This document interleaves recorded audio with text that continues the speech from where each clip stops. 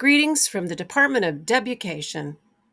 I'm Dr. Deborah Duncan Owens, literacy education professor, education policy researcher, and above all, a teacher with 3 decades on the front lines of education.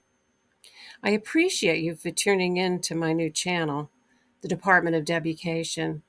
Please be kind enough to hit that like button and subscribe. It would be much appreciated. Well, it's report card time again. That's the United States report card that reports the National Assessment of Educational Progress results, known as NAEP. It's issued every 2 years, making proclamations about how well or poorly our nation's students are performing on reading and mathematics assessments in grades 4 through 8. For more than 30 years, the nation has received a report card, and for more than 30 years, the nation has been provided with headlines that, well, for the most part, generally decry the lack of progress that we've made. And this year's no different. Well, it looks like they actually have a lot more to decry this year. And the Department of Education has a plan for responding to the dismal 2024 NAEP test scores. The department reports the Trump administration is committed to reorienting our education system to fully empower states to prioritize meaningful learning and provide universal access to high-quality instruction. Change must happen, and it must happen now. Well, that's actually code for closing the Department of Education and privatizing public education. But, well, more on that later. So let's look at the NAEP assessment results for our nation's 4th graders. After all, with the science of reading movement pushing their agenda on how we should be teaching reading, that's where we should see a huge bump in test scores, right? Oh dear, that's not looking good. Let's look at the average scores. I mean, that's a good place to start. The average score for 4th graders on the NAEP reading test in 2024 was 215. Now, in 2022, the last time the NAEP was administered across the nation following the COVID pandemic, that was cited as the reason for lower NAEP test scores. The average 4th grade reading score in 2022 was only 217 compared with 2019's average score of 2020. Okay, well, that seemed understandable at the time,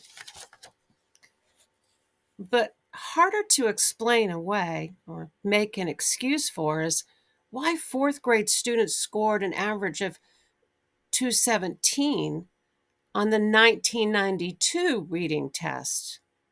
Ouch. That kind of hurts.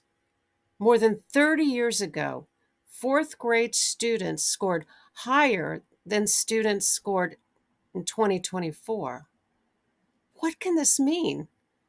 Our public schools are failing and in need of reform yet again? I mean, after the seismic shifts associated with No Child Left Behind over 2 decades ago, when the way we teach reading was codified, mandating that all early childhood teachers implement phonics-based instruction, our 4th grade students are not reading any better than they were over 3 decades ago in 1992? Well, let's look at the ranking system NAEP employs to gauge reading achievement. The ranks NAEP utilizes are below NAEP Basic, NAEP Proficient, and NAEP Advanced. Press releases generally focus on the proficient level and above as they report on our students' academic performance. The NAEP Proficient level has become synonymous with success when it comes to how well our students are reading. It sounds alarming to read that only 31% of our fourth graders are proficient readers. But there's a note next to the table on the nation's report card website, and it's important to read that note. Here's what it says. NAEP achievement levels are to be used on a trial basis and should be interpreted and used with caution. It should be noted that the NAEP proficient achievement level does not represent grade level proficiency. Dr. Peggy Carr, who serves as commissioner of the National Center for Educational Statistics, once stated that the ranking of basic is actually an indicator of students meeting grade level standards. But that's seldom mentioned in press releases about NAEP test scores. I always wonder why. Maybe it's because reporting that 60% of our nation's fourth graders were reading at or above grade level isn't nearly as alarming. And while alarming headlines get more attention. While 60%, isn't really great, it is a more reliable measure of how well our fourth graders are reading. In order to score at the proficient level on NAEP, students actually need to be performing above grade level. As one research data analyst found, in order to be considered proficient, fourth graders would need to respond correctly to questions at a seventh grade level. And there's another factor that the American public needs to understand about NAEP tests. NAEP assessments have nothing to do with how well or how poorly an individual student performs. Only a minuscule number of students ever take a NAEP assessment across the United States. That's because NAEP relies on a sampling method, and the few students who are part of the sample don't take the entire test. They take only a portion of the test. So, according to the National Institute for Educational Statistics, there are an estimated 3,970,000 fourth grade students in the United States. And, according to NAEP, 117,000 fourth graders took the NAEP reading assessment in 2024. Based on those numbers, fewer than 3% of fourth graders participated in the 2024 NAEP assessment for reading. Yeah, 3%. And this is the mechanism for determining how well our entire nation's fourth graders are reading. Think about it. Let's say you teach fourth grade in a large school district. And let's say the district decided to administer a reading assessment and utilize a sampling method to determine the reading performance of this district's fourth graders. You teach a class with 30 students, and 3% of your students are included in the sample. Well, that would mean that actually less than one student in your class would take the assessment. Or let's say the district has 8 fourth grade classes, each with 30 students. That's 240 fourth graders. 3% of 240 students is about 7 students, and they would be randomly selected. So that would mean that 7 randomly selected fourth grade students would determine the effectiveness of fourth grade teachers in the district or the reading methodologies utilized in kindergarten through fourth grade classrooms. Now, I know that's overly simplistic and even a little absurd, but it does make an important point. NAEP may have some limited value in monitoring trends in education. However, its ranking system hasn't been determined to be valid, and its sampling methodology is definitely lacking, and therefore NAEP's results should be viewed with skepticism. It has no impact on individual students, and it doesn't create better readers or better mathematicians. Yes, it's all a little bit confusing. Well, if you want to know more about NAEP and why its conclusions should be taken with a healthy dose of skepticism, you may want to listen to my previous two-part series on NAEP. I'll provide the links in the description below. So that brings me back to my quandary. I understand why No Child Left Behind didn't yield the results expected. Having all children reading at grade level by the end of third grade was ambitious, but very unrealistic. And I understand why the Common Core state standards fell flat as a mechanism for increasing student achievement. They were promises made, but promises not kept. But that's a video for another day. However, the science of reading movement has been a leading force in recent years.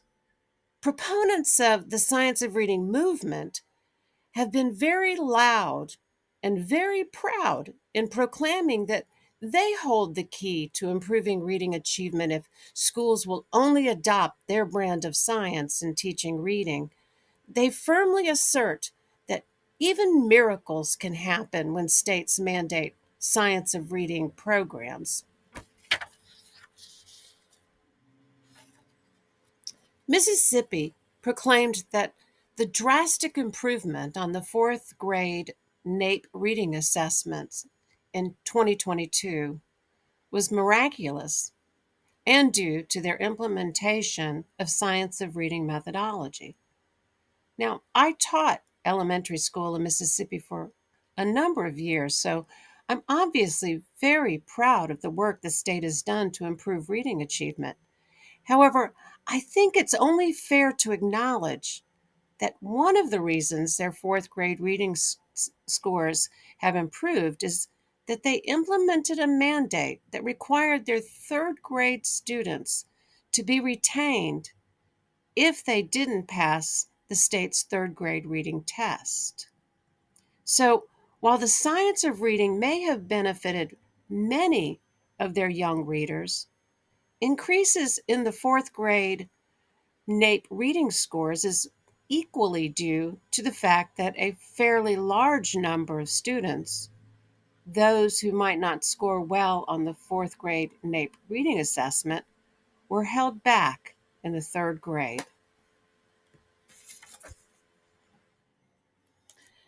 Now, I want to be very clear on one point.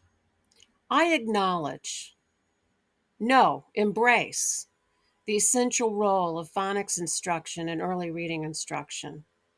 However, I want to be equally clear that the science of reading is a movement and is a commercially profit-driven movement that favors tightly structured, prepackaged programs that dictate how reading is taught.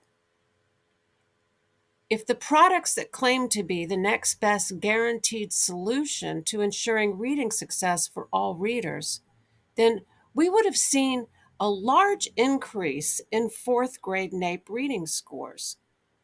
But that hasn't been the case at all. In fact, their claims are patently false. Phonics and scientifically based reading research methodologies have been part of the fabric of early reading instruction for more than 2 decades. It was Emily Hanford's podcast, Sold a Story, that lit the match that reignited the reading wars with claims that teachers and public schools were anti-science and refused to teach phonics, or at least a certain brand of phonics. That was in 2022, but the science of reading movement was already underway, driven by corporate investors and their products.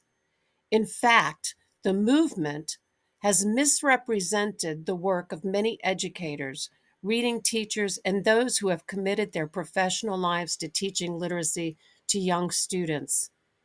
And as is often seen, there are segments in our society that desperately seek to find an enemy, someone to blame for any and everything.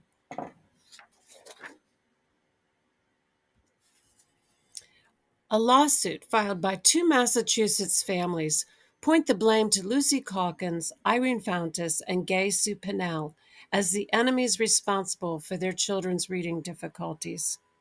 They are seeking financial damages for the developers of balanced literacy programs.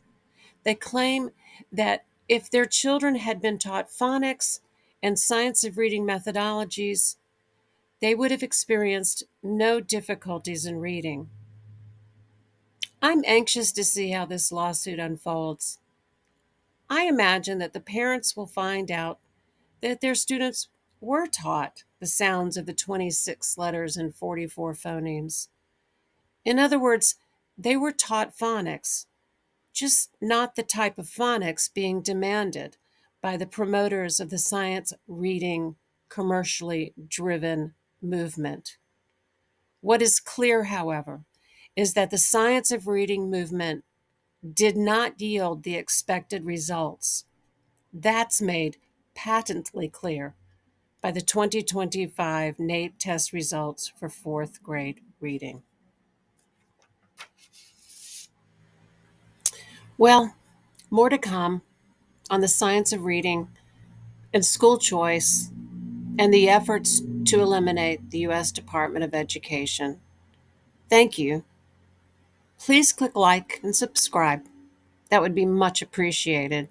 Stay tuned. This is the Department of DEBucation, and I've got lots more to say.